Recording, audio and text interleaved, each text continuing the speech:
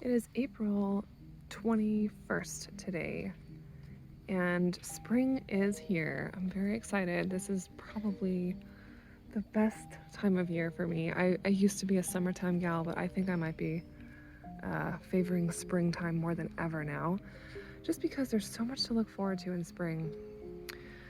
Anyway, it is kind of a overcast day today, but usually when it's not so sunny out here, the color actually turns out a little bit better in these videos. So I thought we'd come out and do a quick walk through the garden, the front garden at least, and see where we're at for this season. So the big change primarily in this garden to the right side of the driveway is I finally got my path installed.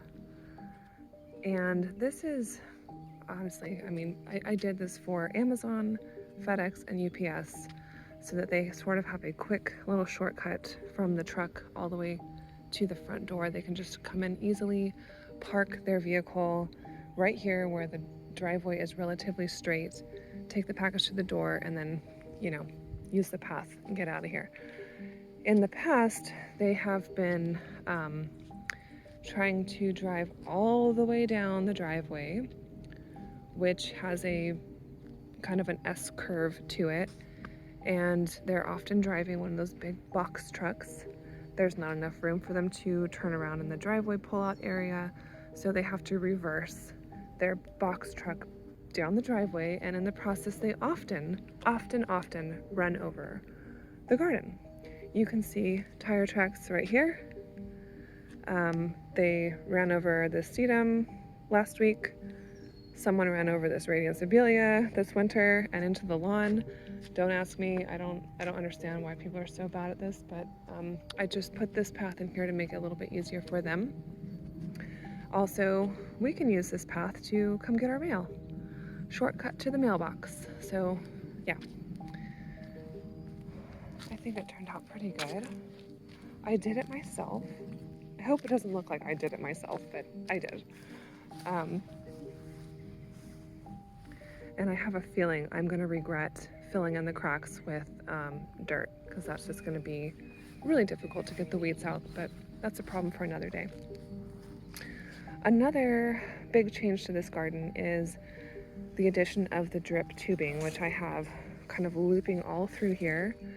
My plan is to get this hooked up to an existing sprinkler head that we have and just convert that into the drip tubing line, and this will all go off at the same time the sprinklers for the lawn go off. And I gotta ask my irrigation guy about that. I don't know if that one sprinkler head has enough pressure to make this happen, but if not, we'll figure out what plan B is.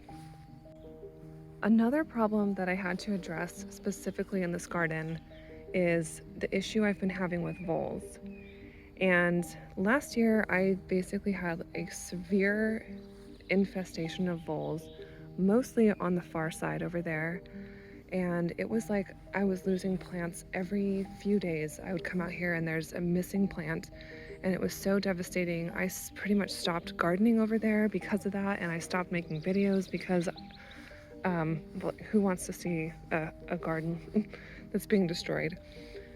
And I even canceled my my garden tour that I was going to host because of that. So I tried so many different products, traps, repellents, poison, even deterrents, you name it, I've tried it, and I just have not found anything that actually gets rid of them. So I have just accepted the fact that the voles are here and I have to learn to garden with them. So I did a lot of research through the winter, and a lot of people said that the voles usually leave plants alone if they're in the mint family. And I have found that to be pretty true, because the plants that survived last year were catmints, salvias, bee balms, coleus, let's see, a betony or lamb's ear. They never touched any of that. Let's see, what else is in the mint family? Oh, agastache or hyssop. Those are kind of interchangeable names. And I have found that that is true. Like, they have not eaten any of those plants. So I have added more of those to the garden.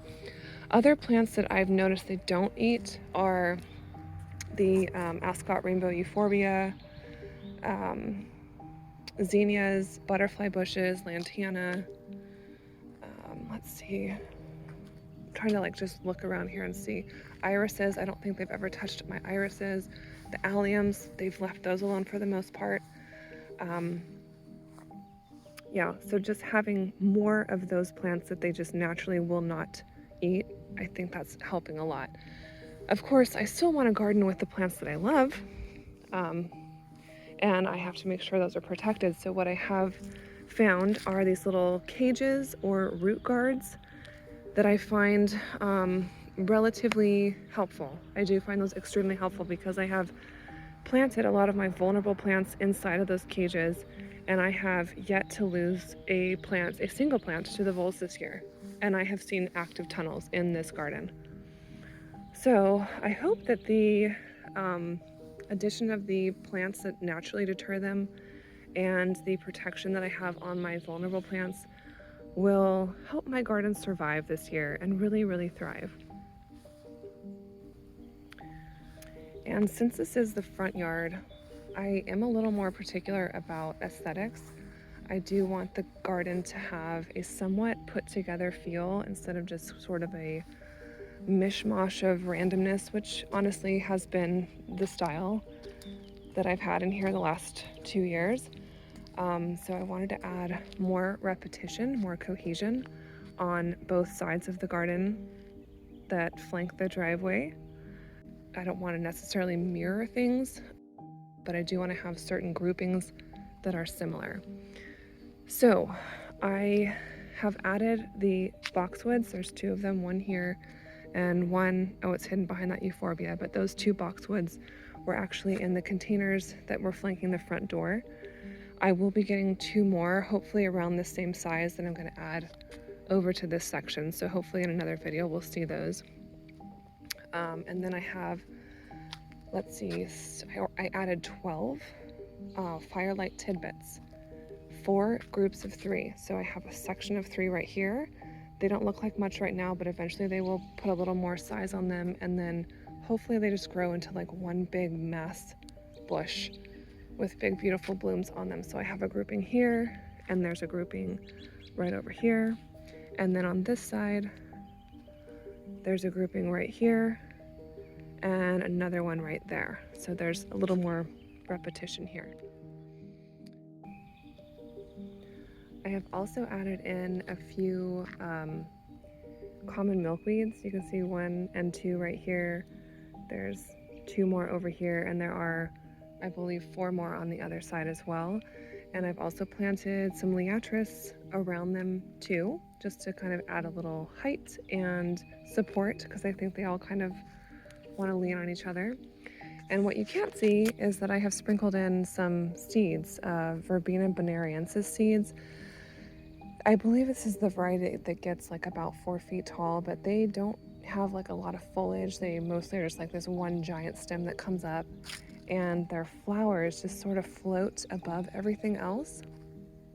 So I have literally covered this entire space with seeds. I don't think every single one of them is going to germinate. It's going to be more kind of here and there where they come up, but I think that's going to add just a nice little, I don't know, cohesiveness to the space. So let me, I guess, in a little more detail, kind of come down the garden and show you what we have going on here. Okay, so right here, I still have this existing liatris clump that we're going to leave right there. I did remove 4 of the ice ballet swamp milkweeds, and I put them somewhere in the backyard, simply because they just don't have a nice tidy appearance. They sort of flop, you know, by July they're like flopping over and just a big mess right here. And this is a prime location for me. This is a nice full sun area, and I want to have something else here. So where that orange flag is, I have planted in 10 of the Monte Gordo gladiolus, which are kind of like a peach color, similar to those irises down there. but the gladiolus will get, I think, 5 feet tall. So they're going to be really impressive plants. This is a little haughty hydrangea, which is a paniculata, white flowering. I purchased this last year and went on vacation. I came back, it was brown. I thought it was dead. Nobody watered it. I trimmed it, and probably within like a week, I started seeing all the new growth coming back on it. And so I knew it wasn't dead. I babied it and put it out here, and I think this is going to be a perfect little anchor point for that hydrangea. Eventually, I think it gets about 4 to 5 feet tall and wide. It's not going to get there this year or next year probably, but in time, it's just going to fill out that space perfectly. I have 3 of the Daisy May daisies. I did not make divisions on these again, and I should have. Each of these could have been 4 individual divisions. So it's going to be a show this year. It is. There's a pardon me daylily. This is an Alstroemeria. I don't know the exact variety. It's Inca something, but it is really pretty. And the annuals that I'm choosing this year are the ageratum, or blue floss flower. And I don't really have these any particular pattern. There's just wherever there's space, I'll put like a little group of 3 or 5 or 12, it doesn't matter. I transplanted the Granada gold coneflower to this section. These alliums were here last year. At the moment, there is a peony right here. I started seeing this coming up somewhere where I had a hostas planted, and I was like, what is this? Why is this even here in the shade? And I don't know why I planted it there, but I did. So I dug it out and moved it over here. And it will not stay here because this needs like a heavier piece right there. So it's there for now until I figure out what to do with that. My little pathway is, it's a little obstructed because of the iris are growing so well. So once this is done blooming, I will just carefully remove just this little section right here and move this to a different side of the garden just to keep my path clear. But this is the Peggy Sue iris, bearded iris. I don't think I ever caught this on camera last year because I was so late. But it is really pretty, and I love the irises. You know, their blooms are pretty, but I love the foliage. It just is a nice, like, strong vertical accent, and it's really just a nice, like, vertical, not vertical, it's just a nice structure, almost like a backdrop for whatever you plant on this side of it, and then whatever you plant on the other side of it. It's just like this little wall, like a living fence almost. It's really nice. Autumn Joy sedum here. I added a hardy geranium, teeny tiny right now, but don't let that fool you. That will fill in this entire section. Artemisia, this often like creeps out into the driveway once it gets going. I have transplanted the supreme cantaloupes right here. Coneflowers, 3 of those. I noticed a little tiny milkweed seedling. Free little guy from my garden. This happens every year. I always get little seedlings of my butterfly weed. I transplanted the strawberry candied daylily out here. This is my dwarf mugo pine. You can see the candles, the new growth candles on it, starting to open the needles. Chrysalis blue butterfly bush. This is some sort of a dianthus. I don't know the name, but it has these really bright coral flowers on it, and you can just see all the buds. Oh my gosh, this is going to be quite the show. Literally, probably a week from now. Grouping of 3 Glamour Girl phlox. I've had these in this area this is year 3 for them, and they get a little bit wider every single year, and they're even like pushing out these little like starts. You can like see these little side shoots. I don't know if this is actually like seeds that fell and just germinated, or if these are like roots that are finding their way over here, but I do know that the phlox will sort of colonize an area if you have it there long enough. More alliums. This is a salute pink salvia. I see some little baby buds on there getting ready. There's a mom. This shining beauty is the Ogon spirea, which I love. I highly recommend these plants. I actually got 2 more of these that I added to the section behind me.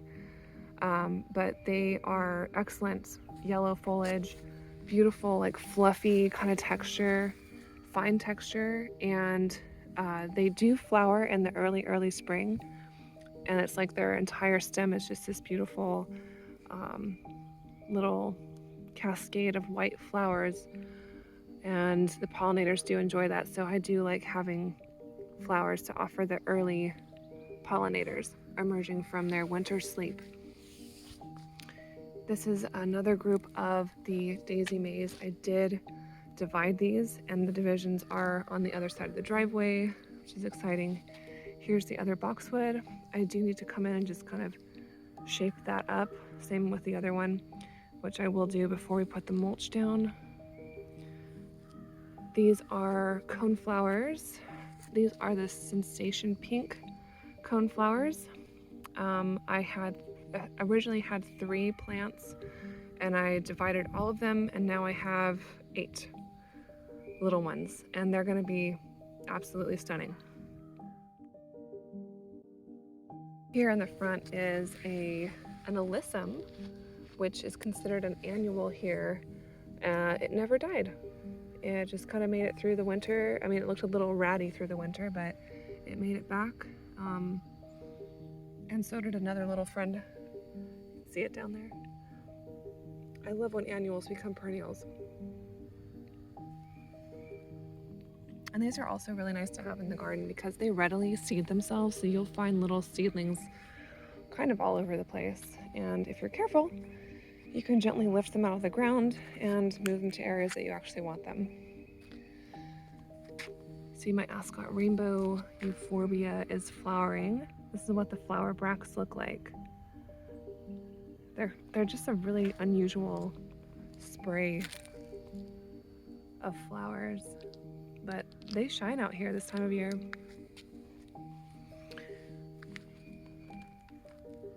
I have a grouping of 5 cat's pajama nepeta. This is a really compact variety, and once they're done flowering, you can shear them back and they'll set off another bloom cycle. And some people can even get, 3 different flushes of blooms throughout the season, which I intend to try and do. So one in a melon coneflower right here. Again, the grouping of firelight tidbits. I think someday I'm gonna have to space these a little bit farther apart because they'll probably appreciate a little more space once they get some size on them. But again, that's something we'll do next year maybe. In here I have the Stargazer Oriental Lilies, this kind of spiky looking plants. I started these in containers, 2 bulbs in each container, so there are a total of 6 out here, and they grew so quick. Like, close my eyes and they're already emerging from the soil. This is what the Laetris looks like. I think there's a couple little guys throughout here, kind of sprinkled in here with the common milkweed. I have the Ruby Giants coneflowers 1, 2, and 3 right here. And then this purple flower is the Violet Riot Salvia. That big bush right there is my St. John's wort. I've got another Autumn Joy sedum. This is the blue flowering speedwell. I forget what the name of that one is. The Sunjoy barberry right here. This guy's blooming. This is the Autumn Majesty Encore Azalea. Looking pretty darn good. I did have a little bit of deer damage on the front of this. Another type of dianthus here with like a nice purple flower. I transplanted the Pugster amethyst bush from my backyard up here because I think this is just going to be a more fitting area for this. Another salute pink salvia here, and then the variegated plants that you see are obedience plants. I started with 3 of these last year. I made divisions on all 3 this year, and I was able to create an entire new section over there, which I'm super excited about. Big swoop of alliums here. My Monet Purple Effect Weigela is blooming. I really like this plant for the foliage, but the flowers are definitely a bonus. Pink Profusion Salvia through here. Some more ageratum. I did transplant the Joe Pieweed right here, and you can see all these little starts. I don't remember having this many stems last year, so this is actually going to fill in really nicely here. Caradonna Salvia, 3 of them right here. I did put a Calamantha, which is a white flowering catmint, right in the middle. It doesn't look like anything right now. Basically, once it gets hot, this will really shoot out of the ground, and they just kind of, I don't want to say they flop, but they do just fill in like little nooks and crannies where you kind of need them. And it's going to be perfect because these caradonnas are going to finish blooming, and then this will really take over this area. Nice swoop of the ageratum, the front of this border. I did move the mighty chestnut daylily over here. Another calamantha right there. I did add a rose, one of 3 roses to the garden this year. This one is called the Anik, which I think kind of has like a, I don't know, a mauvey pink flower color. I don't see any buds just yet, but it is super early, so we'll see. Some more of the coral dianthus, and there's the divisions that I added from the variegated obedience plants, which I love. I love having that nice shiny pop over here. The iris that you see is a yellow, I believe, oh, here. It's called Harvest of Memories. And look at my Jordan Japanese maple.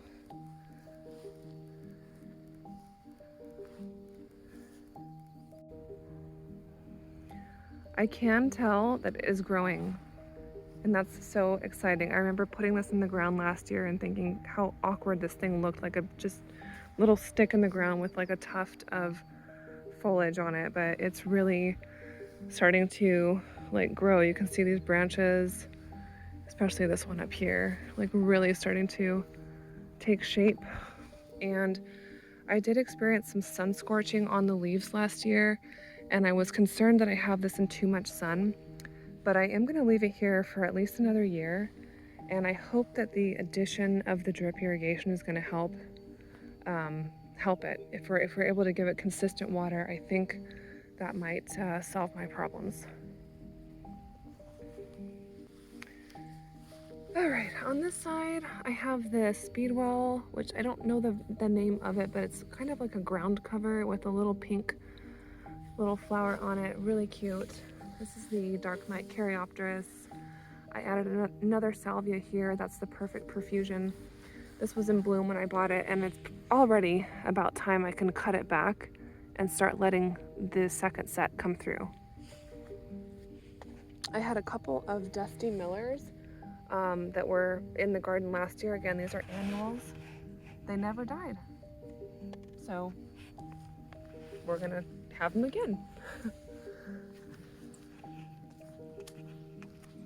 And then over here, I have my Kismet Raspberry coneflowers, 4 of those. I have more common milkweed in here and oriental lilies. These ones are the Casablanca mix here with big white flowers. You can see just the very beginning of that one coming up here. But these also get like 3 and 4 feet tall. opening act white phlox. This is a butterfly weed that was a seedling last year, and it has really established itself here. Look at all these little stems. Another one right over here. And this is another rose that I picked up, or didn't pick up, but I purchased it online from Heirloom Roses. And I probably put this in the ground about a month ago, and it's already putting on buds. Isn't that cool? This one's called Veranda Cream. Obviously this bud isn't fully opened yet, but I'm kind of excited. I already have like a flower coming on it. Okay. And I think that wraps it up for this side. Over here, right now, this is like my holding zone.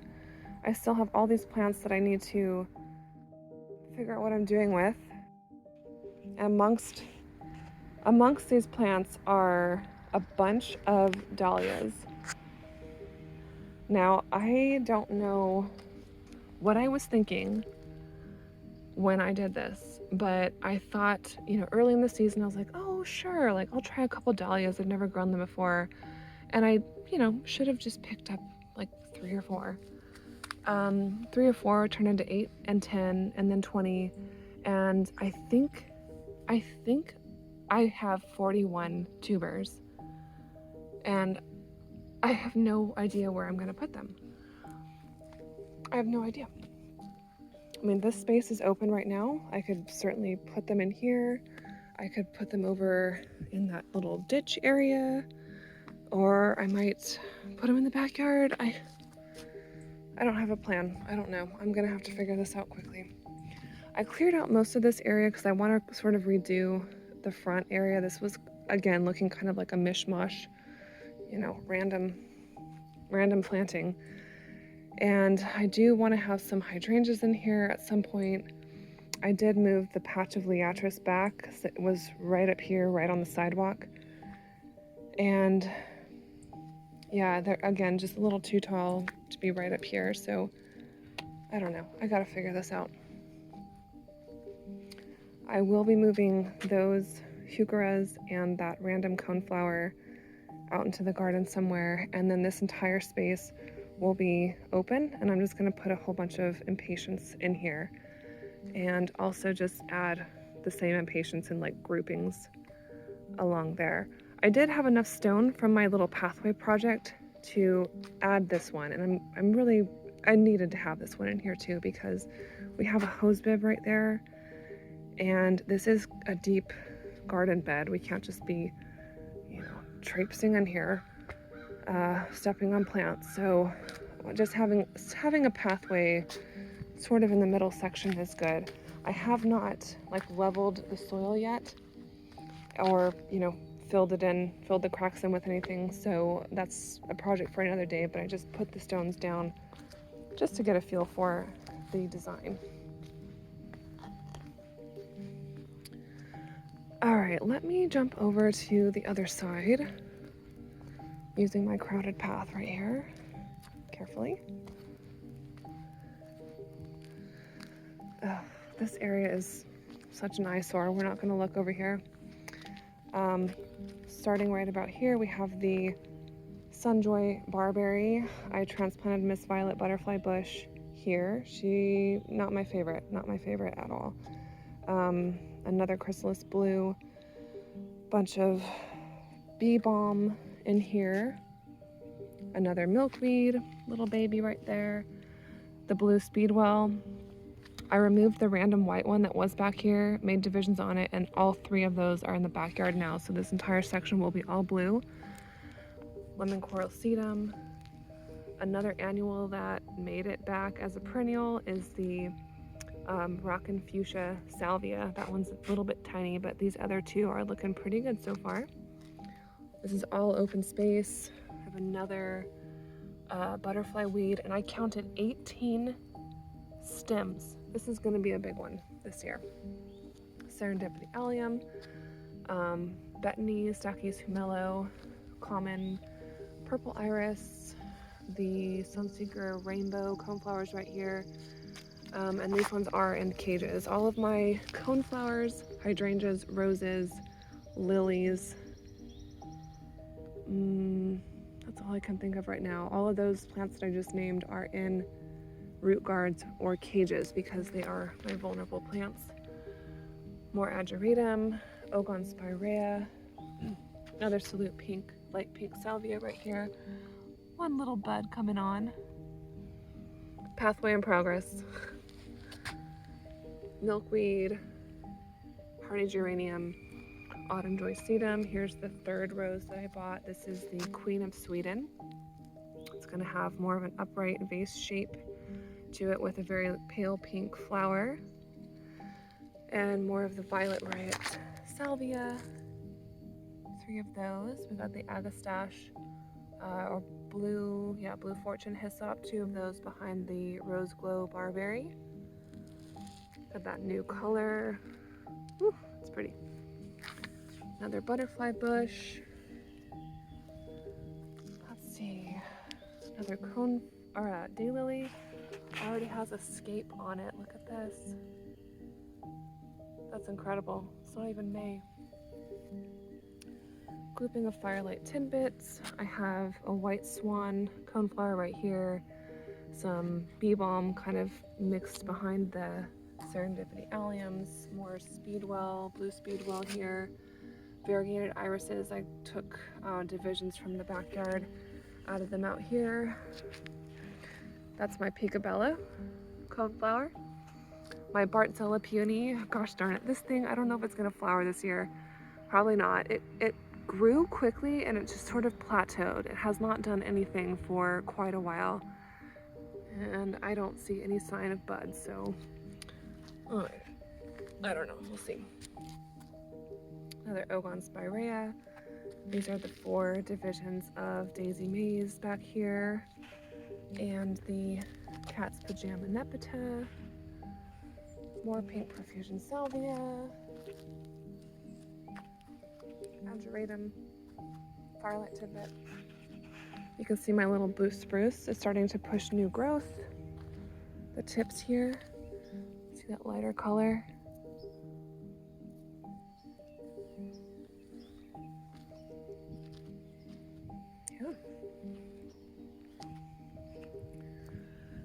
So that is how the front yard is shaping up this year.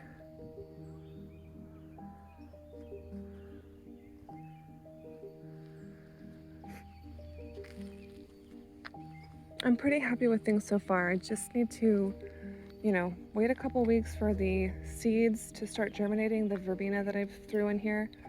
And once I start to see little germinating seedlings, I'll be able to carefully put a light layer of mulch through here just to bury the, cover the drip tubing. I also brought in a mixture of compost and topsoil, and as the rain has been coming through, it seems as though it's washing the compost like lower and the topsoil is sitting on the surface, and it's kind of like this gray, dry gray color. So I do want to have the mulch in here simply to add the color and kind of get rid of this rough, bumpy texture.